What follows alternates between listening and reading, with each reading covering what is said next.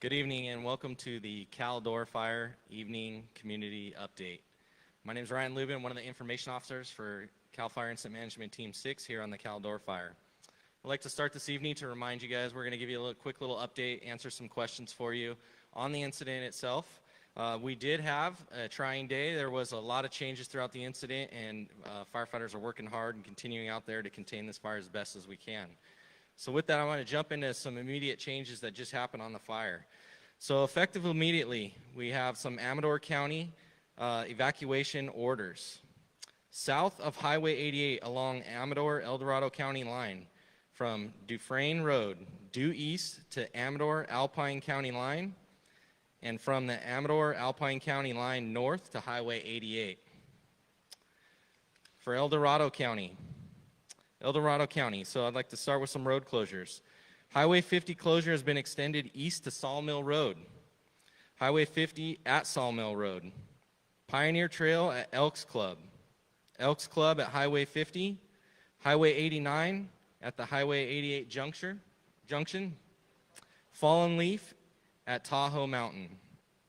We'd like to remind all residents that are going to fall within this area that your evacuation routes should be east on Highway 50 or north on Highway 89. We do have the evacuation shelter that's still in place in Nevada, and that is the Douglas County Community Center at 1329 Waterloo Lane, Gardnerville, Nevada. So those orders are as follows. So El Dorado County, evacuation orders mandatory. Christmas Valley from Highway 89 west to Echo Summit. Highway 89 due west to Watershed Ridge, Echo Summit, and south to Amador-El Dorado County line.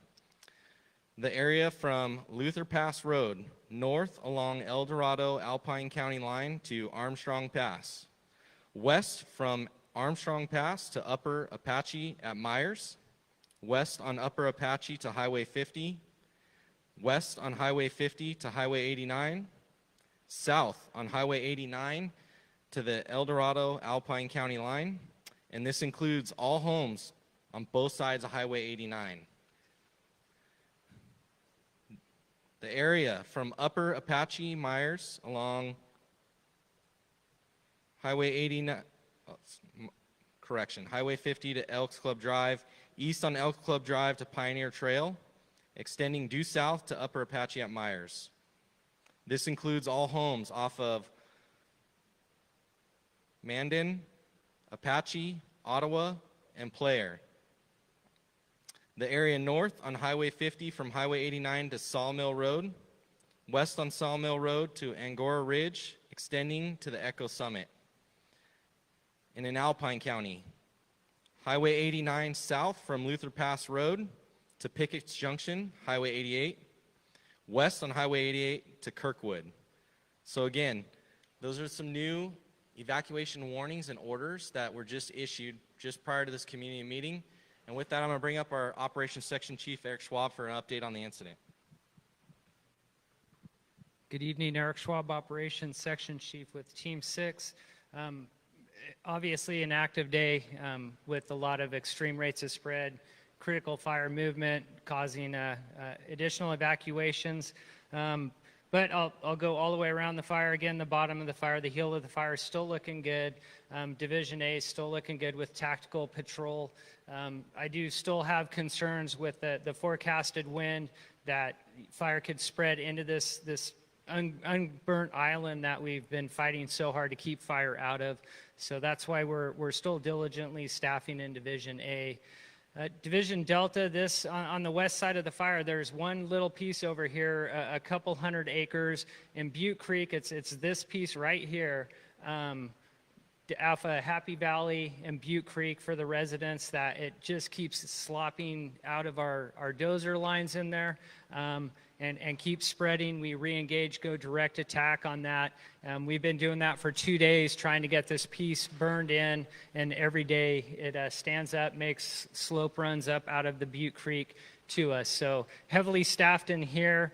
I just really want to get this area tied up so we can get some normalcy back in here.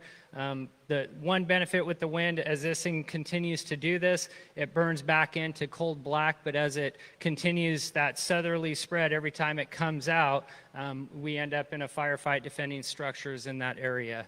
So still a very aggressive firefight that is challenging us and has been for the last 72 hours. Moving across 50, most of that is looking good, but everything is burning different today. We're seeing movement like we saw about 15 days ago, and we're trying to burn some of these islands out on 50 to prevent additional spot fires on the north side of 50, so we're currently engaged in that.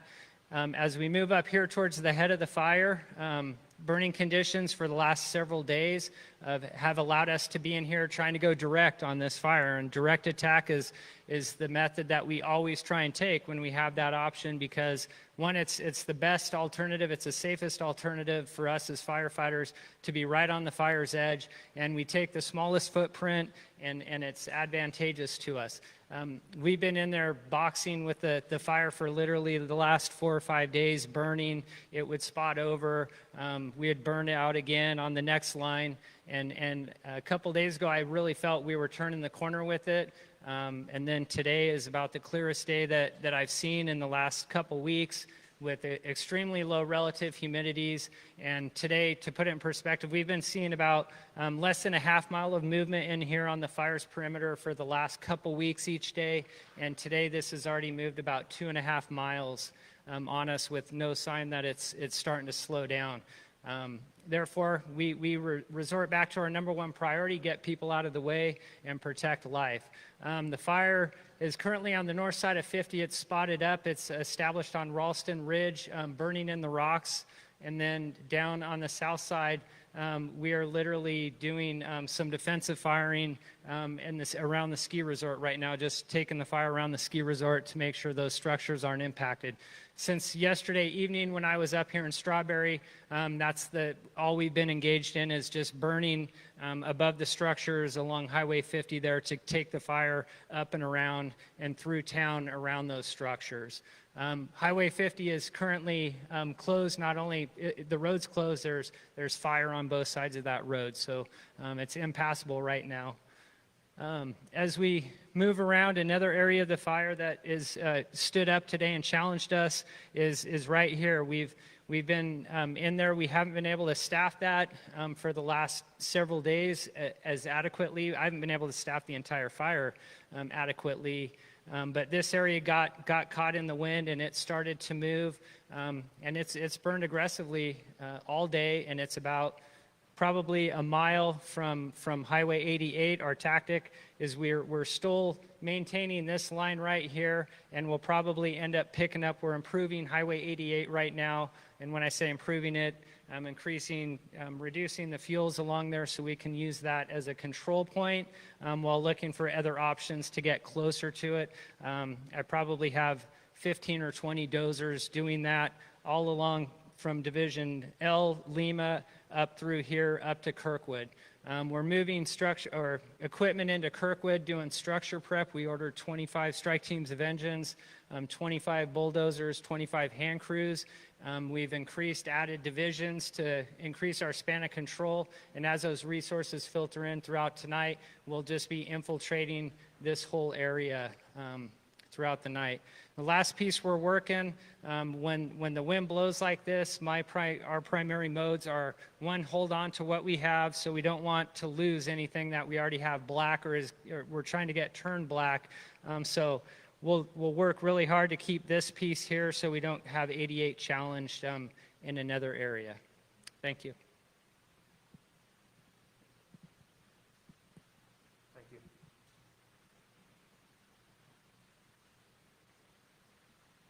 Good afternoon, Eric Lee, Law Enforcement Liaison for IMT 6. Ops just gave you a brief overview of what is going on with the fire, and obviously we had a very dynamic day today. I'm going to walk over this map and kind of talk about some of the things that we did, and visually you can see what it is. First of all, I want to make sure that everybody out there, because I know phone calls are going to be coming in, I don't want anybody to be confused.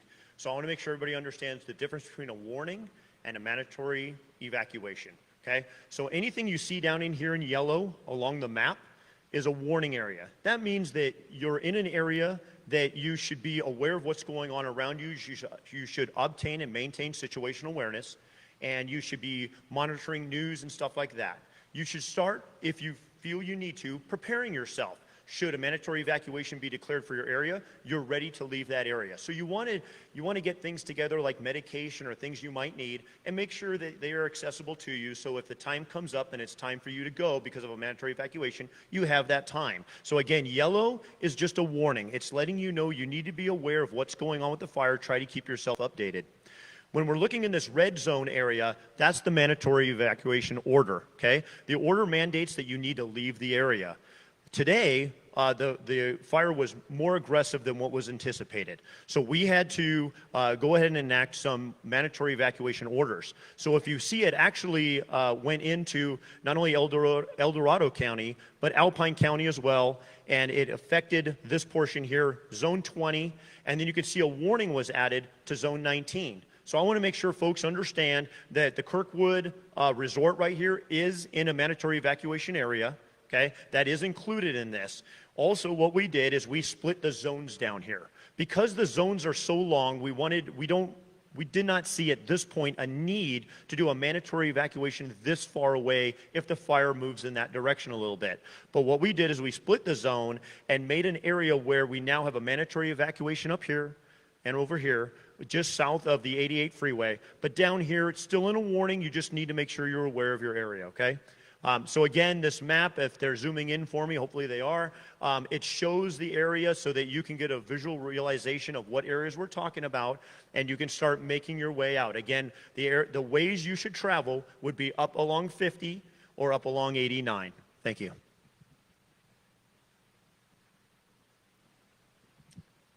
Thank you, Eric.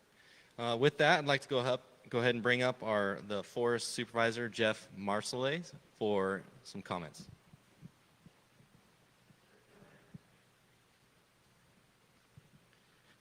Good evening, everyone. Jeff Marcellet, Forest Supervisor for the El Dorado National Forest.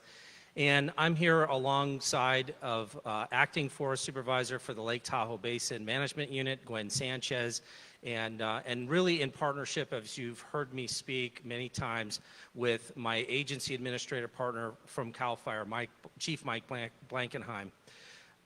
Today's been a rough day, and there's no bones about it. I think the team is doing an excellent job trying to stay in front of a very evolving fire. You know, a few days ago, I spoke about a federal surge package of fire resources, interagency hotshot crews, and engines that were mirrored with our cooperating agencies and CAL FIRE with dozers, and we thought we could make a stop on this Division Juliet.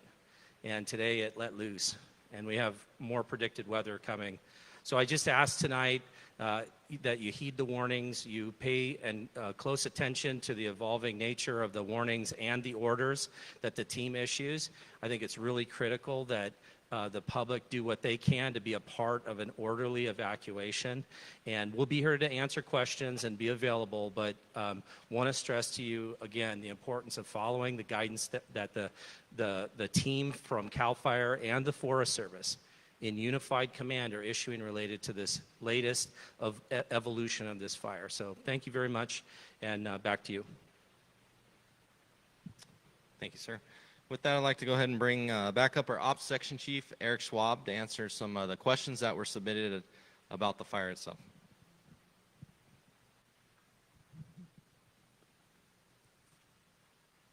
A lot of people are curious about the map and how to read it. So we break span of control. So we don't have too many people working for a supervisor. We try to have no more than 7. So we break that up by branches, which is this symbol, and divisions, which is this symbol.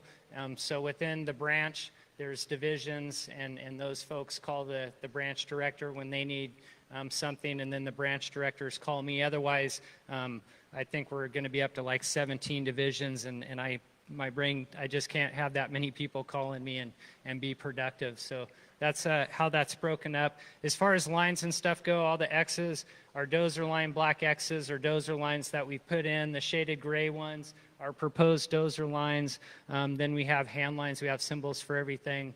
This tells me there's a repeater. That's a symbol for a repeater. We have drop points that are on here throughout. That's just helps us navigate. The H's are helibases where we're landing helicopters. Incident command post is where we're at. So that's some of the map symbology and how to read it on there. Someone asking for an update on Strawberry and Twin Bridges. Again, we've been engaged. The fire came into Strawberry last night. Again, we were nursing the fire around all the structures, both on the east and west side throughout the night. And we're very successful. There was a ton of equipment up there. It was literally a traffic jam with fire engines up in Strawberry. And then the fires moved on to the ski resort and the additional structures on both sides of Highway 50 there, excuse me.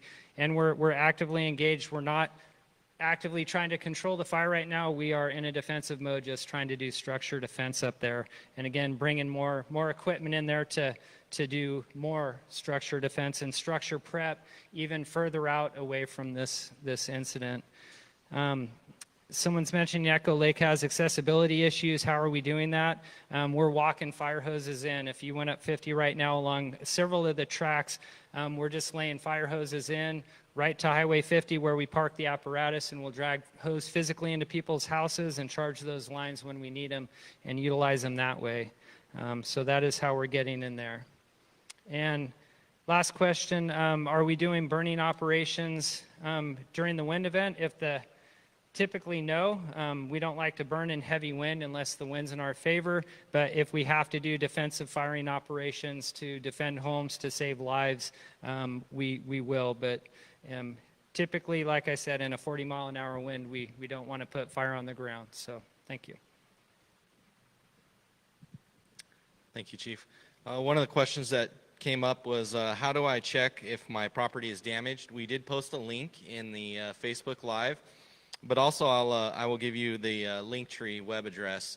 That is linktr.ee/IMT6. So that's the best way I can get you guys to that website without giving you a longer website. If you go to that Linktree, there's 16 websites on there. The first one that shows up is the Dorado County and Dorado County Sheriff link to the site that shows you where you can go to check if your property is damaged or destroyed, as well as gives other information to you for help if you've been affected by the fire. Additionally, the other links in there show you the evacuation warning and order map from Dorado County, as well as email signups for any of the updates. The NCWeb website to check from the Forest Service on the fire itself, as well as the CAL FIRE website, so you can not only check this fire, any additional fires that are in the area that you're curious about, among other websites for you. With that, I'd like to go ahead and bring up one of our Unified ICs, Dusty Martin, for some comments.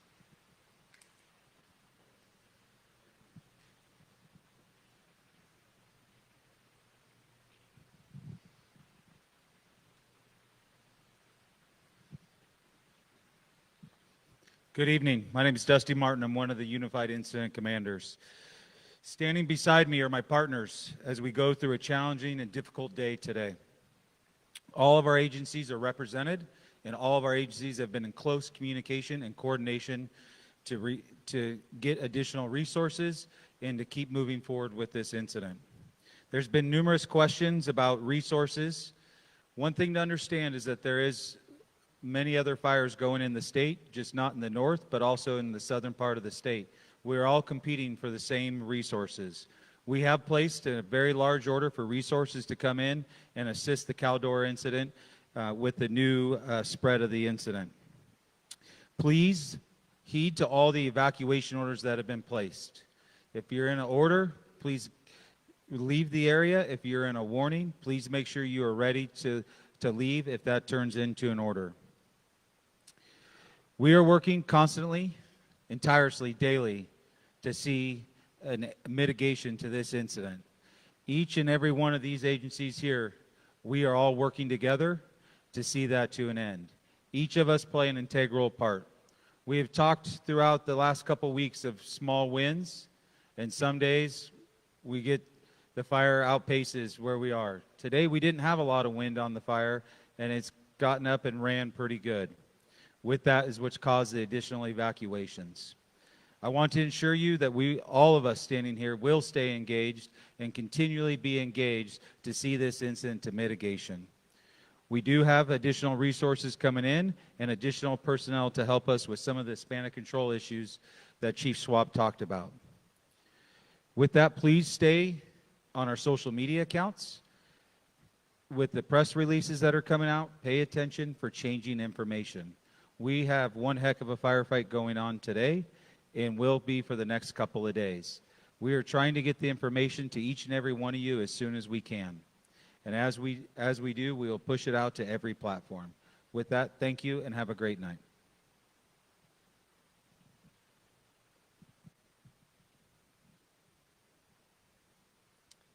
Thank you, Chief. I'd like to reiterate with what Chief Martin was saying. Please stay in constant contact with us through our social media websites, our email sign up, so we can get all that important and immediate information out to you as soon as it comes out. With that, I'd like to say now we're going to have this in a condensed version of Spanish. Buenas tardes, Ricardo Tlapala, vocero, California Incident Management Team.